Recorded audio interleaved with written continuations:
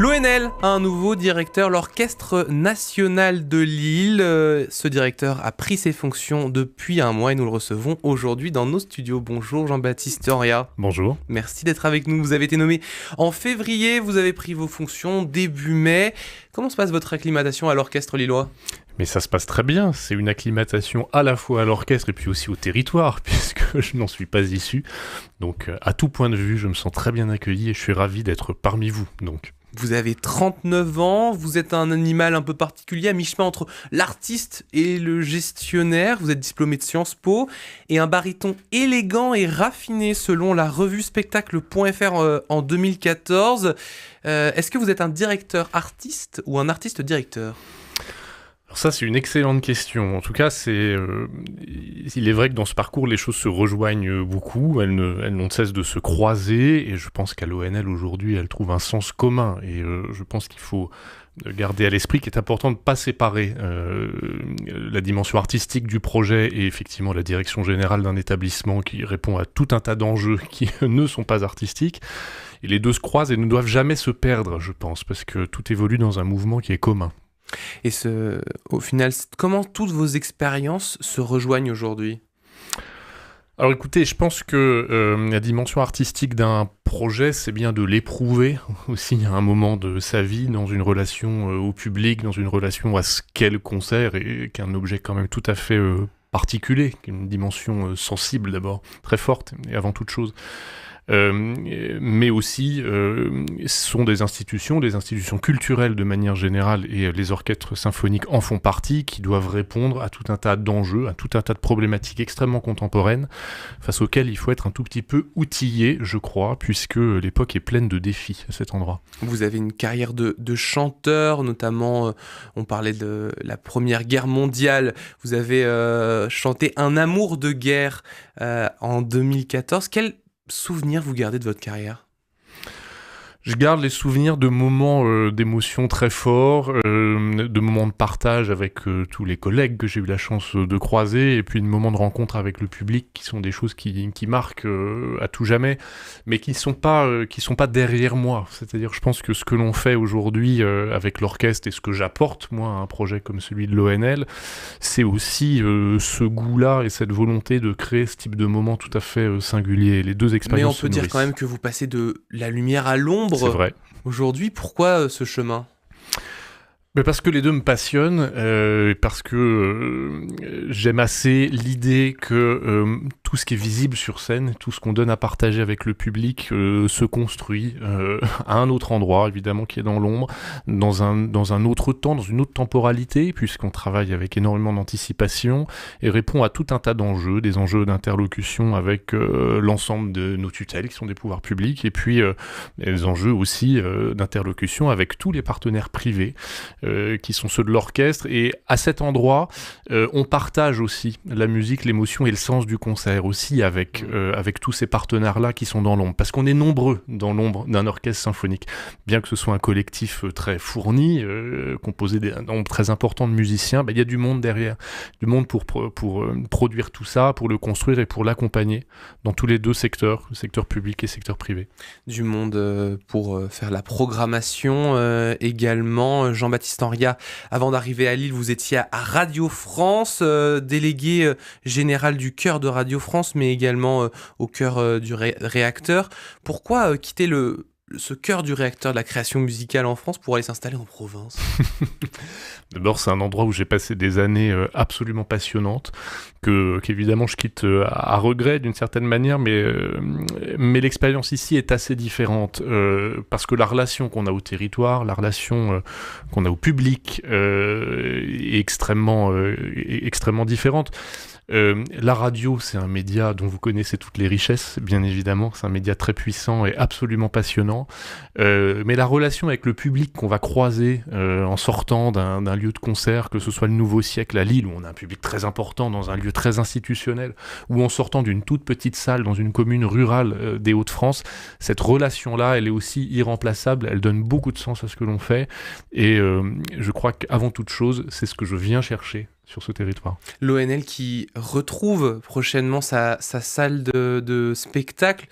quelle est l'émotion, quelle est l'ambiance aujourd'hui à l'ONL vis-à-vis de ce retour ? Il y a énormément d'excitation, énormément d'attente, mais cette attente elle est partagée, on la trouve chez les musiciens, mais aussi parmi le public qui aujourd'hui fait la queue devant la billetterie de l'orchestre ou qui se presse sur le site internet pour trouver comme ça son petit parcours de menu plaisir pour la saison qui vient. Donc on sent énormément d'enthousiasme à l'idée de ce retour dans la salle. C'est un moment très important parce que la salle, c'est une partie de l'outil, c'est une partie de l'expérience que l'on offre au public, et on a la chance dans la région d'avoir ce très bel auditorium qui est absolument exceptionnel d'un point de vue acoustique. Il y a beaucoup d'attentes, voilà, beaucoup d'excitation, et on sera ravis d'ouvrir cette saison qui est la fin d'une saison anniversaire puisque l'orchestre a 50 ans, de retour dans ce très bel auditorium Jean-Claude Casatsu. L'ONL qui s'est produit un petit peu partout cette saison pour pallier le fait que vous ne pouvez pas avoir accès à l'auditorium. Qu'est-ce qu'il en garde l'orchestre ? L'orchestre il grandit de chacune de ses expériences en région. Alors, il faut dire que cet orchestre, il a la région dans son ADN, que le fait de se produire sur tout le territoire des Hauts-de-France, c'est consubstantiel de son projet et de son identité. Mais cette saison, elle nous aura permis d'aller probablement plus loin dans cette démarche de rencontre du public, parce que même sur le territoire lillois, nous nous sommes produits dans des lieux qui étaient des lieux inhabituels de rencontre avec la musique symphonique. Les musiciens ont grandi de ces expériences, le public qui est venu nous voir nous a dit aussi combien il avait vécu des moments qui étaient des moments très différents de ceux qu'on peut vivre dans un très grand auditorium qui a plus de 1500 fauteuils. Je pense que la rencontre et je pourrais même dire la confrontation d'une certaine manière qu'on peut avoir dans des petits lieux avec la force, la puissance d'un orchestre symphonique comme celui de l'ONL, sont des expériences qui marquent. Qu'est-ce que vous souhaitez développer à l'ONL, vous qui venez d'arriver ici, Jean-Baptiste Henriat ? Alors l'ONL, moi je crois qu'il a dans sa grammaire historique tout un tas de fondamentaux desquels il convient de ne pas tellement varier. Pourquoi ? Parce qu'il est l'un des plus riches de ce point de vue. Il a une sorte de capital humain qui est extrêmement puissant, et que quoi que l'on cherche, il s'agit, je pense, de ne pas oublier pourquoi nous avons été créés à un moment où un orchestre devait disparaître à Lille, qui était d'ailleurs l'orchestre de la radiodiffusion à l'époque. La vie symphonique devait s'arrêter, et par la volonté d'un chef fondateur, Jean-Claude Casatsu, et du pouvoir politique, qui était la région à l'époque Nord-Pas-de-Calais, avec Pierre Mauroy, et bien main dans la main, ils ont souhaité doter ce territoire d'un outil puissant, qui est un outil évidemment culturel, artistique, mais politique aussi, parce qu'il y a une démarche extrêmement politique dans le fait d'aller porter les répertoires que l'on porte là où on va les porter. Il y a beaucoup de quêtes que l'on peut avoir qui sont des quêtes très contemporaines. Il y a des quêtes d'image, des quêtes de renouvellement du projet, des quêtes d'ouverture des formes et de diversification des adresses au public, bien évidemment. Oui. Il y a plein d'enjeux qui sont très contemporains, bien évidemment, mais je reste persuadé qu'on peut y répondre en allant puiser dans cette grammaire qui est celle de l'ONL. Le classique, le contemporain, d'abord le classique et les musiques de patrimoine. Qu'est-ce qu'on a à recevoir d'une musique classique aujourd'hui ? Mais l'orchestre symphonique, il est le passeur de quasiment 5 siècles d'histoire de la musique. Alors la question que vous posez, c'est une question à laquelle on peut faire une réponse extrêmement vaste. Ce qui est important, je crois, c'est de dire que y a beaucoup d'œuvres que vous pouvez inscrire à tel ou tel endroit de l'histoire de la musique, l'histoire de l'humanité, qui restent des œuvres extrêmement contemporaines que le public a encore énormément de plaisir à entendre. Et nous, on est les passeurs de ces musiques-là, qu'on peut qualifier de grands chefs-d'œuvre, les grandes œuvres du patrimoine ou les grands classiques, appelez-les comme vous voulez.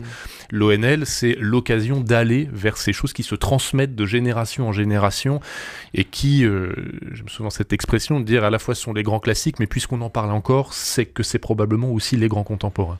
Il y a un manuscrit inédit de Mozart qui vient d'être découvert à la Bibliothèque nationale de France, qui sera interprété pour la fête de la musique. Est-ce que vous écouterez avec hâte ? Est-ce que vous avez hâte de découvrir ce morceau inédit ? Je suis très curieux de ce que l'on découvre de manière générale, à la fois dans le répertoire de très grands compositeurs, parce que là vous parlez de Mozart, mais je suis très curieux aussi de ce que l'on exhume de l'histoire de manière générale, qui par ailleurs a été un peu sélective dans les souvenirs qu'elle nous a transmis. je vous l'ai dit, la période que l'on sert, elle est très longue, elle fait quasiment 5 siècles, et évidemment, aujourd'hui, ce qu'on en connaît, ça n'est qu'une toute petite goutte d'eau, puisque l'histoire de la musique, elle est ininterrompue, et elle est extrêmement vaste. Et en fait, que l'on regarde vers l'avenir avec une politique de création, de commande d'œuvres nouvelles, ou qu'on regarde vers le passé, il y a énormément à découvrir aux côtés de ces grands chefs-d'œuvre que l'on connaît et qu'on a déjà en partage. Jean-Baptiste Henriat, dans votre programme, il y a aussi l'envie de développer des programmes en direction de la jeunesse. Je vous propose un petit blind test de mettre le casque sur les oreilles. Est-ce que vous reconnaissez ce moment musical ? Je suis confiante, je regarde ma classe un peu trop pleine pour moi et je leur tiendrai la main jusqu'à que la réussite leur ouvre les bras. J'ai compris que parfois les adultes sont paumés parce que les plus grandes leçons... Je suis de Big Flo et Oli, les rappeurs accompagnés par l'Orchestre Philharmonique de Radio France. Vous le reconnaissez ? J'avoue que j'ai pas reconnu immédiatement, mais...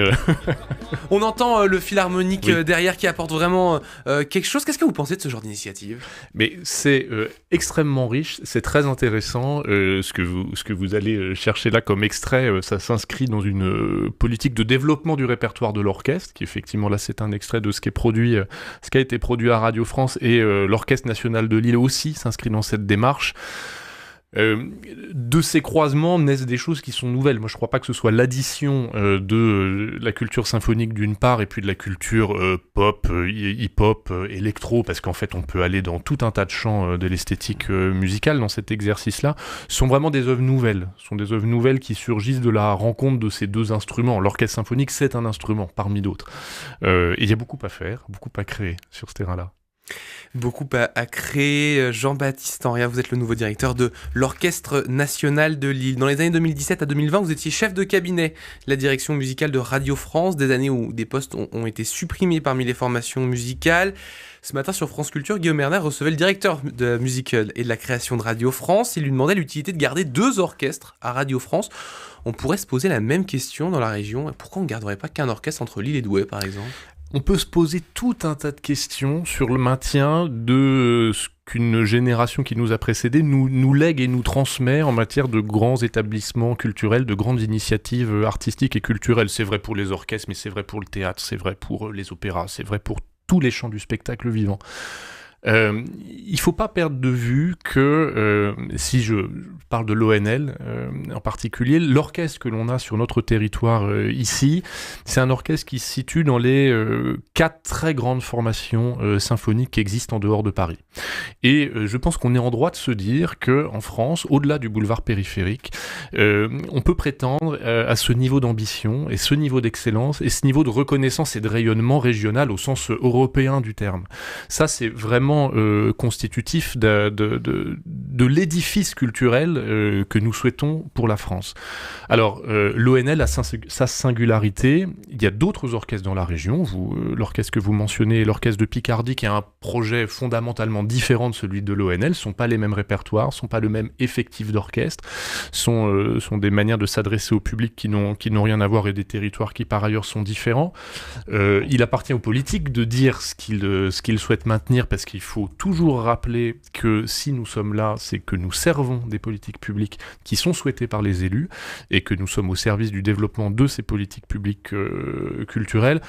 Il y a un enjeu d'existence, il y a un enjeu d'avenir pour tous les opérateurs de cette politique publique. Et pourtant, il y a des orchestres qui ont fusionné, c'est le cas en Normandie, il y avait l'Orchestre National de Caen, l'Orchestre National de Rouen, ils ont fusionné, ça se fait, on peut penser dans un contexte de réduction budgétaire où il y a des complications, alors en ce moment on reparle de réouverture de Détroit d'Ormuz, mais il y a toujours un contexte de crise. Est-ce qu'il faut garder absolument tous ces orchestres ? Sont des logiques de territoire qui sont dans les mains des acteurs du territoire et des pouvoirs publics. Alors je pense qu'il y a une dimension régionale aux choses, il y a une dimension géographique aussi à ces questions-là, et que les choses s'apprécient différemment quels que soient les territoires ou les régions en question. Il y a des histoires aussi différentes dans les régions, puisque la région Hauts-de-France dans laquelle nous sommes aujourd'hui, elle est elle-même issue de la fusion de de deux anciens territoires qui avaient des identités extrêmement fortes, très singulières et assez différentes d'une certaine manière. Donc on hérite aussi de tout ça, on hérite de ce schéma.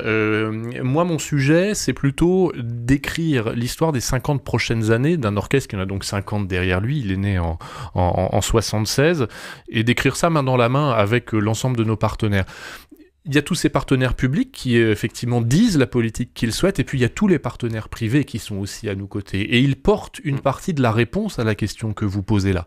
Puisque on est né à un moment où les pouvoirs publics avaient une capacité d'action qui était extrêmement forte, pour tout un tas de raisons que vous connaissez, leur pouvoir d'action est bien moindre aujourd'hui. La question qui se pose, c'est de savoir si culturellement, tous les grands acteurs économiques privés d'un territoire sont capables de venir en appui d'une politique culturelle extrêmement ambitieuse. Nous, à l'orchestre, on a la grande chance de pouvoir nous appuyer sur, par exemple, une association qui s'appelle Arpège et qui réunit tout un tas d'entreprises et qui viennent à nos côtés porter le développement du projet. Mais pas que, il n'y a pas que cette association, il y a aussi tout un nombre assez important d'acteurs économiques du territoire qui viennent sur le projet. Aujourd'hui, il faut partager cette responsabilité aussi avec tous ces gens-là et qu'on décide ensemble de ce qu'on veut en matière d'ambition culturelle pour notre territoire. Parce que je pense que celui de l'entreprise et celui des citoyens ont vocation à se développer ensemble. Jean-Baptiste Oria, le programme de l'année 2025-2026 est sorti. En quelques mots, qu'est-ce qu'il faut pas louper Alors ça, c'est une question piège. C'est une question vraiment piège, parce que dans la brochure que vous avez entre les mains, il y a plus de 70 concerts. Ça n'est en réalité qu'une partie de notre activité de production, parce qu'on produit aussi un festival, on produit tout un tas de choses. On produit en réalité plus de 140 concerts par an. Néanmoins, dans cette brochure, vous trouvez tout un tas de communes du territoire dans lesquelles l'orchestre se produira la saison prochaine. Je ne vais pas les citer parce que ce serait un inventaire un peu à l'après-vert, mais d'une part, il y a ça. Retrouver sur le site de l'ONL et dans le programme de bien évidemment. De Lille. Il y a les grandes œuvres dont je parlais tout à l'heure, dont nous sommes les passeurs et que le public peut retrouver, qu'il connaîtra forcément en feuilletant les pages de cette brochure. Et puis le public devrait être très étonné aussi des propositions qu'on est capable de faire en matière de cinéma, en matière de jeux vidéo, en matière de jeunes publics, en matière d'esthétique croisée, puisque vous en parliez tout à l'heure avec cet extrait. Il y a des propositions qui sont extrêmement variées, qui montrent que le territoire que l'on occupe est un territoire très vaste, pas simplement géographique, aussi d'un point de vue esthétique. Donc il y a énormément dans cette petite brochure. Sortir des murs sortir des murs de l'Orchestre National de Lille. Jean-Baptiste Oria, une dernière question. Vous serez où dimanche pour la fête de la musique ?